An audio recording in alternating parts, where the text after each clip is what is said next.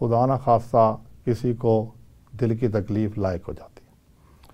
کوئی کہتا ہے جی مجھے تو میں تھوڑا چلتا ہوں مجھے چھاتی میں بوجھ پڑ جاتا ہے، یا کوئی کہتا ہے جی میں تھوڑا چلتا ہوں تو مجھے سانس پھول جاتا ہے.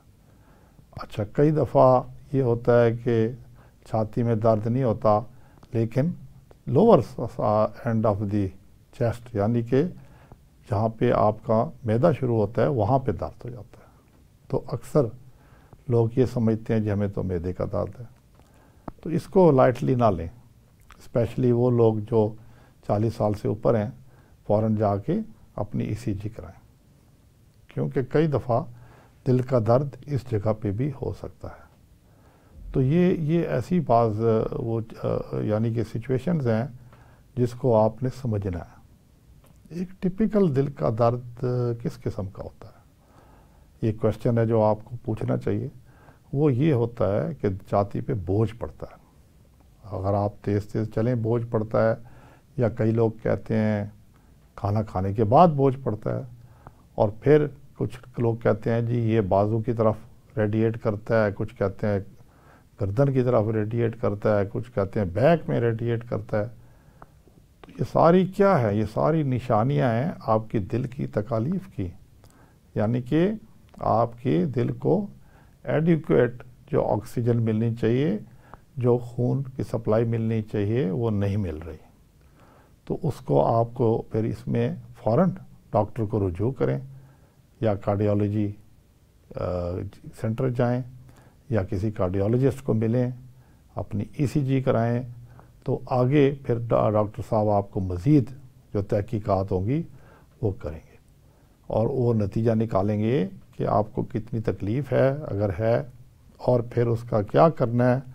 تو یہ سارے اسٹیپ بائی اسٹیپ پروسیجرز ہیں جو کہ کیے جا سکتے ہیں. اس کے ساتھ ہی یہ آپ لوگوں نے اپنے دوست احباب کو بھی اویئرنیس دینی ہے کہ جناب یہ اس طرح یہ تکلیف ہو سکتی ہے. اچھا، کئی دفعہ یہ ہوتا ہے کہ ایلڈرلی لوگ ہیں، بوڑھے لوگ ہیں، یا ڈائبیٹکس ہیں، ان کو کئی دفعہ درد بھی نہیں ہوتا، لیکن آپ کو کہیں گے جی ہمیں سانس چڑھ جاتا ہے. تو اس کو بھی آپ نے سیریسلی لینا ہے، اور سیریسلی لے کے اس کی بھی تحقیق کرانی ہے.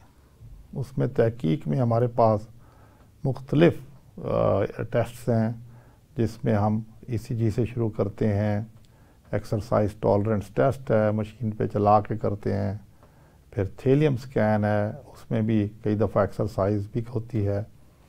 وہ کیمرے سے وہ دل کی جو سپلائی ہے، پرفیوژن ہے، اس کا پتہ کر لیتے ہیں.